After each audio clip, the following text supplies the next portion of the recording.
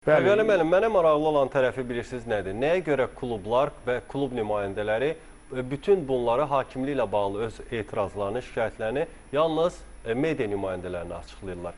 Niyə rəsmi şəkildə bir şikayət etmirlər? Niyə Hakimlər Komitəsindən bir cavab almaq istəmirlər ümumiyyətlə? Ola bilsin ki, müraciət edirlər, cavab almırlar, amma bunun fundamenti hələ Ştuklikin vaxtında qoyuldu. Yəni, heç kimin şikayəti, belə o vaxt Elxan Məmmədov belə bir qayda qoymuşdu ki, heç kim şikayət eləməsin hakimliyi ilə bağlı.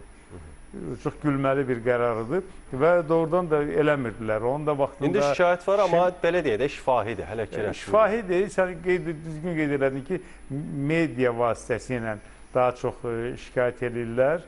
Amma elə də pis vəziyyətdə deyil. Amma belə getsə, hə, doğrudan da çempionatda gərginlik artdıqca hakimlikdəki problemlər də yavaş-yavaş üzə çıxmağa başlayır.